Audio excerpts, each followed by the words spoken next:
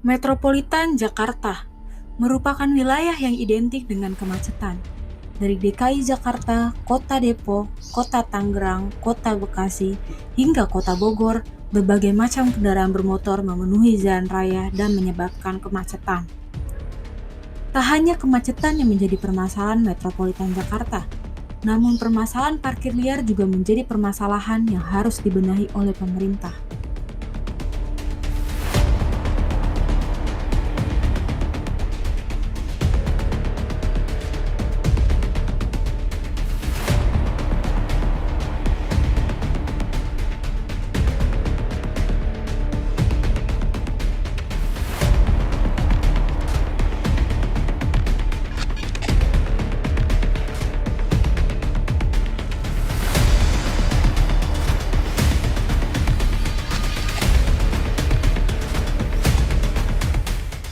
Dari tahun ke tahun, pertambahan kendaraan bermotor terus meningkat. Menurut Badan Pusat Statistik Provinsi DKI Jakarta, terdata ada sekitar 20 juta unit kendaraan bermotor, di mana jumlah ini sudah melampaui jumlah penduduk DKI Jakarta, yaitu 10,56 juta penduduk. Jumlah kendaraan bermotor yang terus meningkat mencapai 20 juta unit dan terbatasnya lahan parkir di kota-kota metropolitan Jakarta menyebabkan banyak masyarakat lebih menggunakan lahan parkir yang tidak seharusnya. Iya, saya kadang suka parkir motor di pinggir jalan atau trotoar gitu. Soalnya kan kalau dapat dapat orderan kita harus cepet-cepetan biar customernya nggak komplain. Terus di sini mah nggak banyak tempat parkir. Palingan parkirnya di dalam gedung. Ya mahal kan kalau parkir di situ. Akibatnya banyak pengendara bermotor memutuskan memarkirkan kendaraannya di pinggir jalan atau trotoar.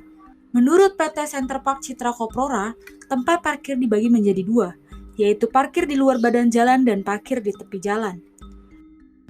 Parkir di luar badan jalan adalah parkir yang biasanya terdapat di halaman gedung, di ruang bawah tanah, atau pada tempat yang dikhususkan untuk menjadi taman parkir. Perlu biaya yang lebih besar untuk membangun tempat parkir khusus, namun keamanannya lebih terjamin karena tidak berada di pinggir jalan. Dan tentunya tidak mengganggu lalu lintas apalagi mengurangi kapasitas dari jalan. Lalu parkir di tepi jalan merupakan tempat parkir yang menggunakan badan jalan sebagai tempat parkir. Posisi kendaraan yang parkir di tepi jalan biasanya diposisikan sejajar dengan sumbu jalan, tegak lurus dengan sumbu jalan, maupun membuat sudut miring terhadap sumbu jalan. Tempat parkir di pinggir jalan sendiri terbagi menjadi dua jenis, yaitu yang memang secara sengaja sudah diatur sebagai zona tempat parkir dan yang tercipta karena keterbatasan tempat parkir di area kegiatan masyarakat, sehingga kendaraan diparkir sembarangan di pinggir-pinggir jalan atau biasa kita sebut dengan parkir liar. Berbagai aturan mengenai parkir liar sudah diberlakukan demi kenyamanan warga, seperti peraturan parkir liar di Tangerang mengenai parkir liar di pedestrian. Sebetulnya secara aturan ini kalau di peraturan ketertiban umum tidak boleh diparkir di pedestrian.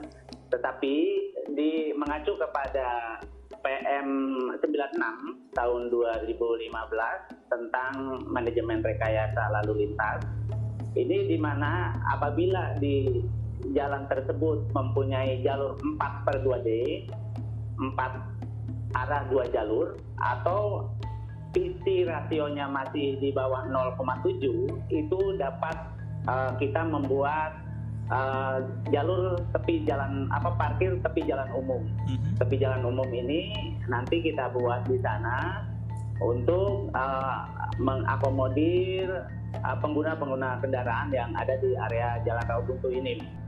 Di DKI Jakarta pun terdapat beberapa titik terlarang parkir di dalam ruang milik jalan mengacu pada Peraturan Daerah Ibu Kota Jakarta Nomor 5 Tahun 2012, yaitu sepanjang 6 meter sebelum dan sesudah tempat penyeberangan pejalan kaki atau tempat penyeberangan sepeda yang telah ditentukan, sepanjang 25 meter sebelum dan sesudah tikungan tajam dengan radius kurang dari 500 meter, sepanjang 50 meter sebelum dan sesudah jembatan, sepanjang 100 meter sebelum dan sesudah perlintasan sebidang, sepanjang 25 meter sebelum dan sesudah persimpangan, sepanjang 6 meter sebelum dan sesudah akses bangun gedung, dan sepanjang 6 meter sebelum dan sesudah hidran kebakaran atau sumber air sejenis dan jalan yang terdapat rambu dilarang parkir.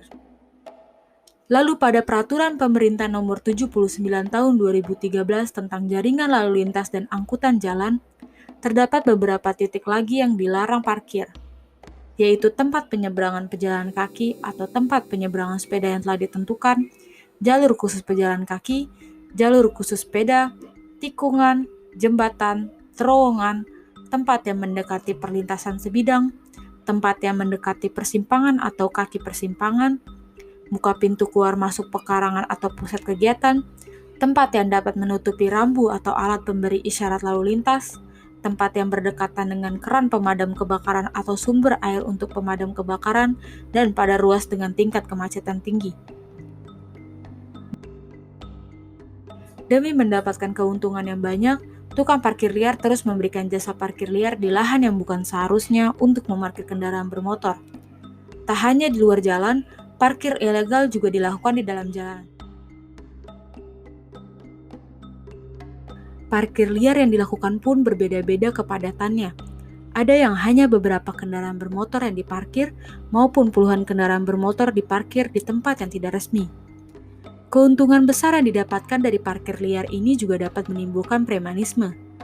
Premanisme dalam bentuk penguasaan lahan parkir di fasilitas umum sebagai bisnis ilegal kerap terjadi hampir di banyak titik di metropolitan Jakarta. Ya kalau saya sih udah jadi tukang parkir mah di toko gitu. Memang tempatnya rame mulu, makanya jadi tukang parkir di situ. Udah sekitar 5 tahunan kali ya saya mau jadi tukang parkir. Biasanya mah kita ngelolanya mah yang tokonya rame kayak Indomaret, Alfamart. Kadang ada yang di bank juga yang izinin ke pemilik tokonya mah bukan saya, ada lagi bos saya, dia yang izinin parkir di situ, dia kayak punya lahannya lah.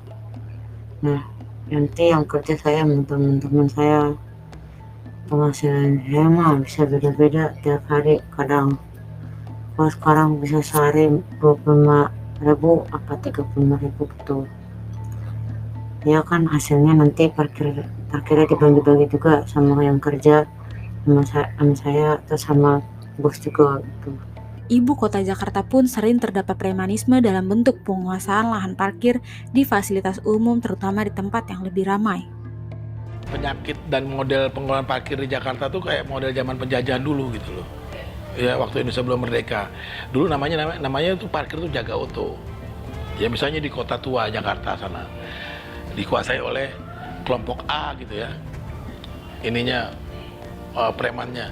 Ya jaga autonya atau parkir juga di kelompok A yang menguasai. Nah itu juga kayak gitu di sekarang ini. Gitu. Tapi pendapatan parkir di Jakarta gede sekali. Kenapa bisa bertahan sistem kotor seperti itu? Karena pendapatannya gede. Kenapa? Karena demand-nya tinggi. Makanya memang taruhan nyawa itu untuk mempertahankan titik parkir di Jakarta. Jasa parkir liar ini memang sangat dibutuhkan untuk masyarakat yang sedang membutuhkan uang untuk kehidupannya. Namun, kegiatan parkir liar harus tetap dihentikan karena dapat merugikan masyarakat.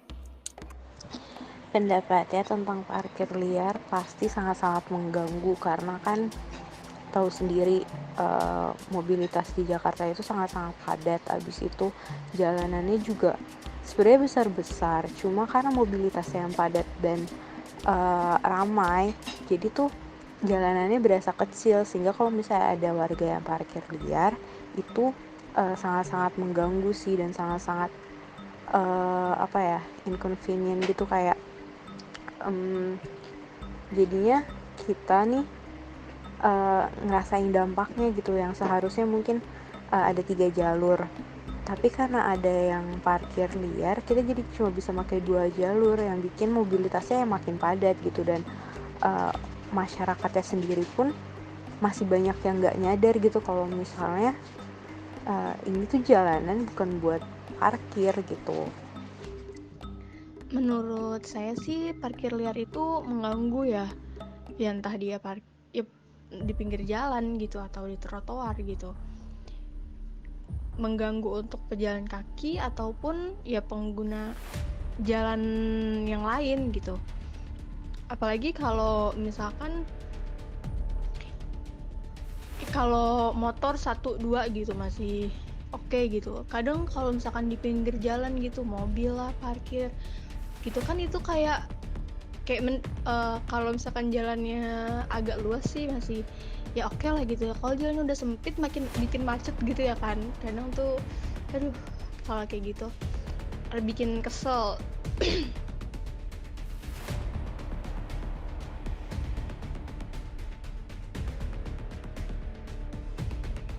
Berbagai upaya dan sanksi dilakukan oleh pemerintah daerah untuk mengurangi parkir liar. Peraturan untuk perparkiran berbeda-beda setiap daerahnya karena memiliki otonomi sendiri mengenai soal parkir. Namun, secara umum ada beberapa aturan yang bisa dijadikan patokan untuk menentukan hukuman bagi pelanggar aturan parkir. Antara lain adalah Undang-Undang LLAJ Nomor 22 Tahun 2009 Pasal 287 Ayat 1, Pasal 106 Ayat 4 huruf A, dan Pasal 106 Ayat 4 huruf B mengenai melanggar aturan yang dinyatakan dengan marka atau rambu lalu lintas, maka dikenai sanksi denda maksimal Rp500.000. Aturan ini bisa digunakan untuk Lalu pada pasal 38 PP Jalan dan penjelasannya menyatakan larangan untuk parkir kendaraan di bahu jalan yang menyebabkan fungsi jalan jadi terganggu. Sanksi untuk pelanggaran ini bisa mengacu pada poin aturan sebelumnya. Di DKI Jakarta, para pelanggar parkir liar dapat ditindak mengacu pada Perda Nomor 5 Tahun 2014. Tindakannya adalah penguncian ban kendaraan bermotor, pemindahan kendaraan bermotor dengan cara penderekan ke fasilitas parkir yang sudah ditetapkan atau ke tempat penyimpanan kendaraan bermotor yang disediakan oleh pemerintah daerah, dan pencabutan pentil ban kendaraan bermotor. Sementara pada pasal 287 Undang-Undang LLAJ 22 tahun 2009 ayat 3, bagi pelanggar tata cara parkir dipidana kurang paling lama 1 bulan atau denda paling banyak Rp250.000. Tak hanya itu, para juru parkir liar juga mendapatkan sanksi. Berdasarkan pasal 68 ayat 1 Perda DKI Jakarta Nomor 5 Tahun 2012 tentang perparkiran, setiap orang dan atau badan hukum atau badan usaha yang menyelenggarakan parkir tidak memiliki izin dari gubernur sebagaimana dimaksud dalam pasal 21 ayat 1 dikenakan sanksi administratif sebagaimana dimaksud dalam pasal 63 ayat 1 dan dikenakan denda administratif paling banyak Rp50 juta.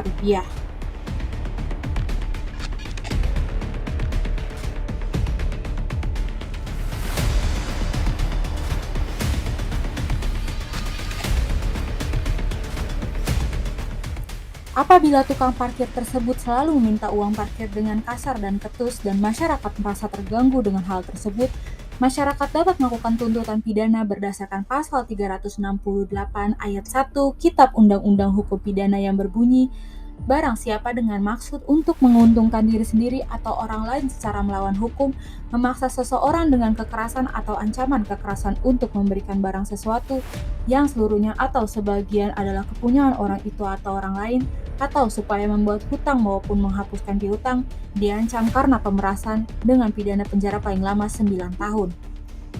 Berdasarkan pasal 368 ayat 1 KUHP tersebut, maka masyarakat dapat melakukan tuntutan pidana atau dasar pemerasan dengan kekerasan atau ancaman kekerasan karena tukang parkir tersebut memaksa Anda memberikan uang parkir.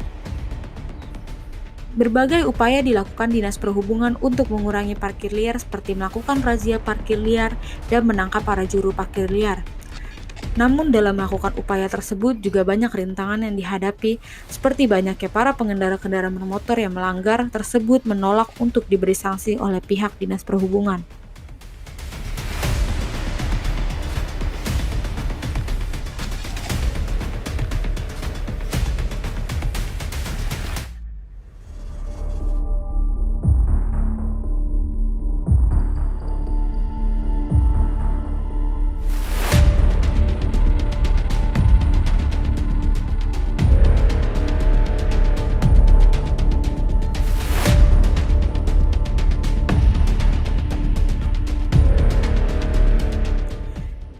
Dalam mengurangi maraknya parkir liar, tak hanya diperlukan ketegasan dari pemerintah, namun diperlukan kepatuhan para pengendara dalam melakukan parkir kendaraannya.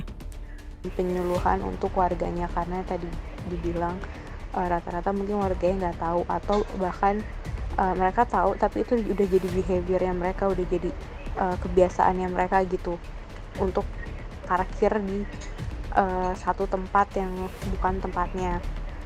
Jadi mereka harus berulang kali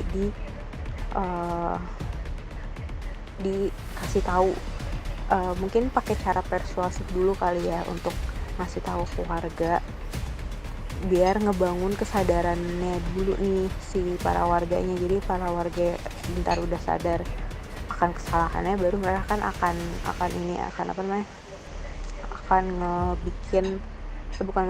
mereka akan dengan sendirinya gak bakalan parkir lagi di tempat-tempat umum. Terus udah kayak gitu, untuk pemerintah lagi sih, kayak mungkin bisa menyediakan tempat parkir khusus di beberapa tempat yang emang sering terjadi atau banyak terjadi parkir liar gitu. Kalau untuk warga sendiri ya itu tadi sih harus menumbuhkan kesadaran diri sendiri gitu.